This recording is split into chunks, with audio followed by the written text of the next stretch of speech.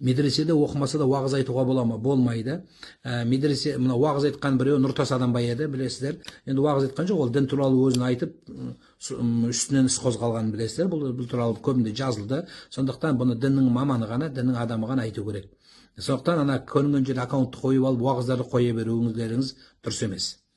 Ұстаз, Құран кітаптың қазақшасын оқуға бола ма? Мағынасы не айтылып жатыр екен деп оқуға болады.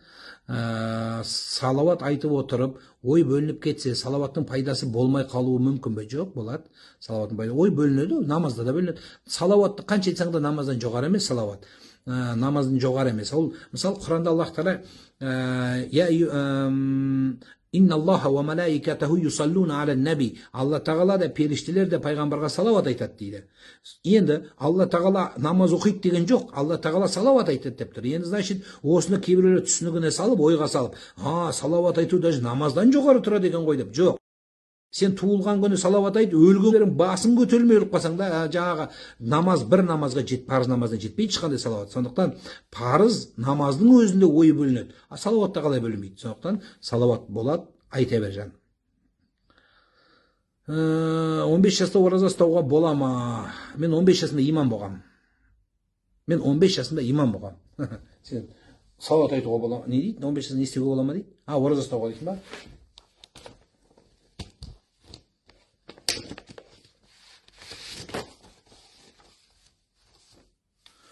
Газет. Бұл газеттің аты Шұғыла деген газет. Сарғайып кетті же. Мына жерінде міне тұр. 1995 жыл деп тұр. 19 тамыз 95 жыл деп тұр. Мен имам болғам. Сол жылғы газетте міне. Алла бір, пайғамбар хақ, Құран шын деген жерде менің мақалам тұр міне. Нұрлан Байжігітұлы деп тұрмын жерде. 95 жылы. Мен сол кезде 14 жаста болғам. Сен 14 жаста бас имам болған, ауданға бас имам болған газетім әлі. Оны көп пашқыстыр әлі.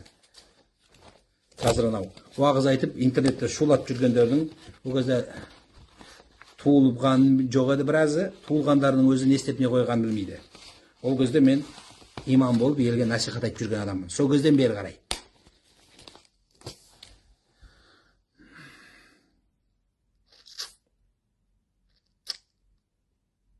Аға, ақшамды кірген бойда оқу керек па, енді бастап едім дейді. Солай сауап тұрақ болады. Сауап тұрақ болады. Ақшам намазы кешікпейді. Ақшам намазы сразу оқу керек дейді. Білім муфтиялар. Жоқ, біз өзіміз муфтиіміз бар. Муфтиіміз аман болсын, сол желеді өз муфти. Барымызбен өмір сүріп жатырмыз. Заманына қарай, патшасына қарай муфтиі, муфтиіне қарай патшасы, мемлекетіне қарай басшысы лайық бір-біріне. Алхамдулилля, осымен өмір сүріп жатырмыз. Аман болсын. Жақсы азаматтар, жақсы қызмет жасап жатыр, қолынан келген жасап жатыр деп есептейміз. Сондай тоқадамыз. Алла хайырсын берсін.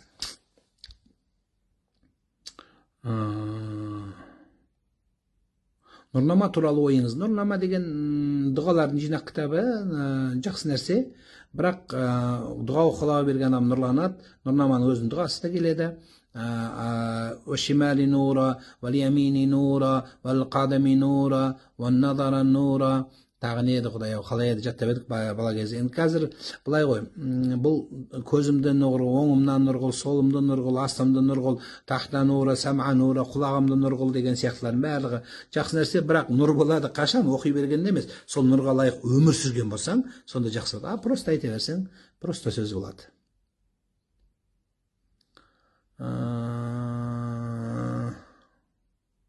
Ертең дәджжал шығып кетсе қайда? Ертең дәджжал шығып қалса не істейміз? Иншалла, мына жақтан имам Махди шығады, Иса алейхиссалам шығады, бәрін құртамыз, төбелесеміз, көреміз.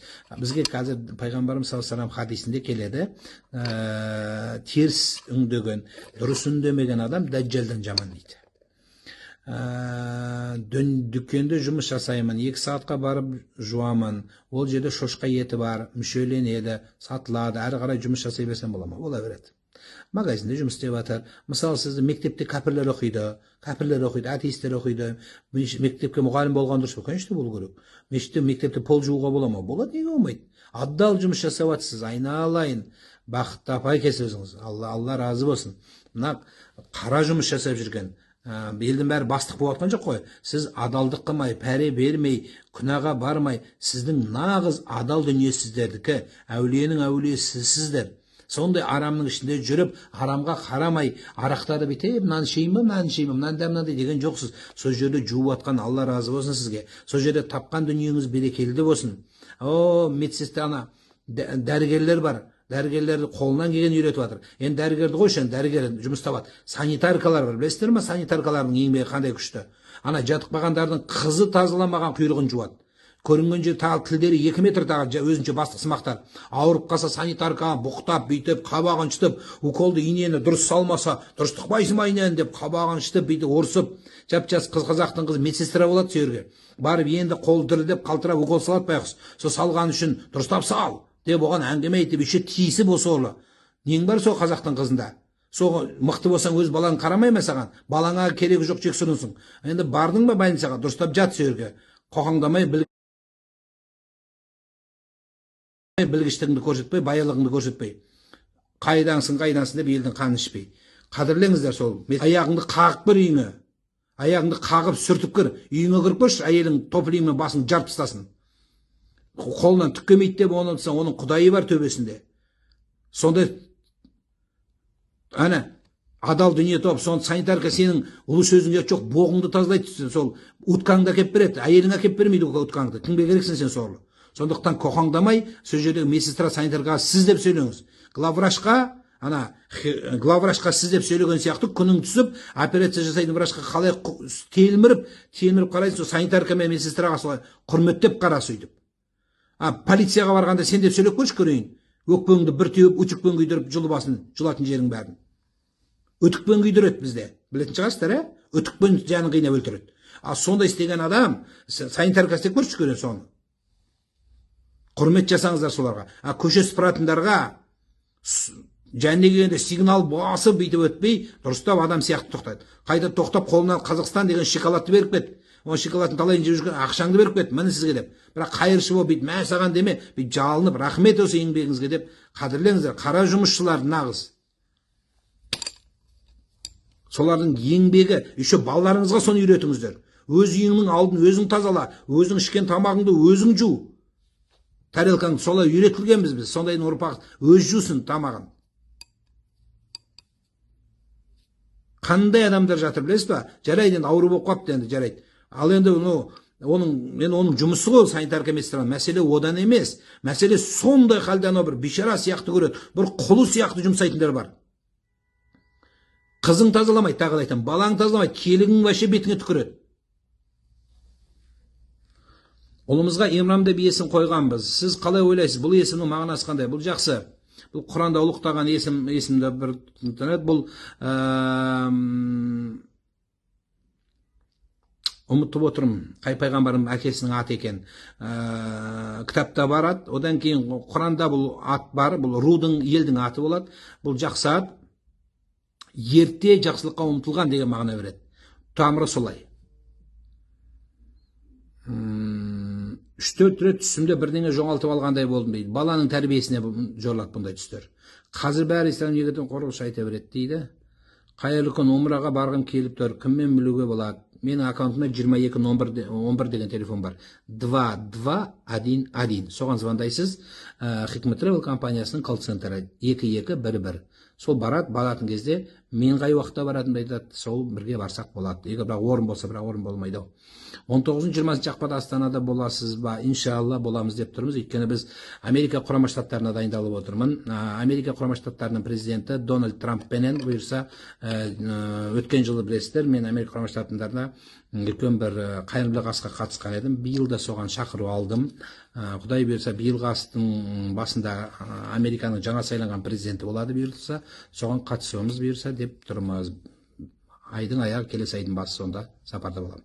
Америка Құрама Штаттарында сол жерде қосымша біздің қазақ ағайындармен, қазақ комитетшілермен өте көп кездесу болады. Чикаго қаласында Америка қаласы Құрама Штаттарындағы барлық қазақтардың құрылтайы өтеді.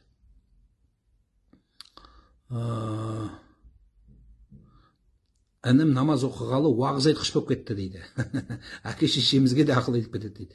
Енді бар сондай, жас балалар кішкене сондай гонор деп қояды қазіргі тілмен. Сондай бүйтіп алып астағфирулла бүйтіп кетті.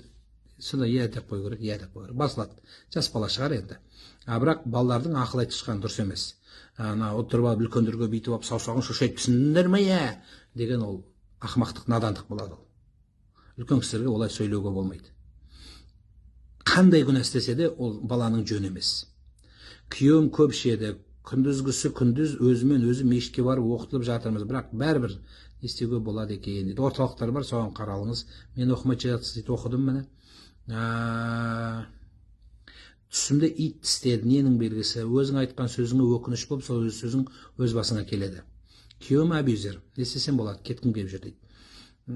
Жоқ, тәрбиеленеді, айту керек, өзінің уақыты келеді, үлкендерді қосыңыз, кішкене уақыт беріңіз, адам өзгереді. Енді сәпсем ұрып деп келе басыңды жеткізетін халге жетсе, онда құтылу керек. Қазір мен сөйтіп айтсам, ана өзінше уағыз айтқыштардың бәрі жабылады маған. Неге өйтіп айтасың, әйел деген шыдау керек, әйел дегенде өйту керек, сөйту керек деп далбасламаңдар. Біреудің өзің қызыңды байға бергенде көресің қандай болатынын. Күйеу балаң ұрып деп келіп көзіне ағызып жатса, ол әлсіз адам, сенің күшің болса да оның құдайы бар. Сондықтан Алла Тағала ешкімге құл қылмаған, сондықтан оның қадіріне жету керек. Балаларға кішкентай кезінде азан шақырып ат қойылмаса не істеуге болады? Баланы тәрбиелеу керек, ештеңе етпейді Мөлдіржан. Ары қарай не істейсіз? Баланы тәрбиелейсіз, аттың азан шақырылмаса күнә деген сөз емес. Дұрыс уағыз айтса не болады? Дұрыс жоқ. Нұржігітжан, уағыз айтудың мәселе жөні болады. Уағыз айтқан елдің бәрі сөйлесем, хадисті оқыса бәрін айта беру керек деп. Жоқ. Мынандай қағида бар. Бұл діннің қағидасы. Әмір мағруф нәһи мүнкар дейді ғой, жақсылыққа шақырып, жамандықтан тыю деген сөз, естіген бәрін аузына шығарғанда айта берген сөз емес. Сол естіген бәрін айта бергеннен сәләфилер шығып кетті. Сол естігеннің бәрін ақылға салып жауап бере бергеннен уахабистер содан шығып кетті. Ол дұрыс нәрсе емес. Ол уағыз, бірінші уағызды тыңдау керек. Тыңдадың, иә? Содан кейін тыңдағаннан кейін аңдау керек. Бұл не айтып тұр, бұл сөзде не бар өзі? Деп соны жасау. Екі болды ма? Одан кейін барып оны жаттау керек. Үш болады. Жаттағаннан кейін сен кітабын қарайсың, іздейсің, табасың, қайдан алып жаттап аласың. Жаттадың ғой. Енді істейсің, енді оны өзің істейсің. Одан кейін амал қыласың. Өзің амал қыласың. Оның бәріне уақыт жылдар кетеді. Содан кейін барып айтасың. Қараңыз. Имам Ахмад деген кісі өткен. 4 мазхабтың негізін қалаған ең үлкен имамдардың бірі. Имам Ахмад бин Хамбал. Сол кісі 40 жасқа дейін уағыз айтпаған. 40 жасқа дейін ешкім ештеңе айтпаған. Неге? Өйткені ол өзі соны істеген.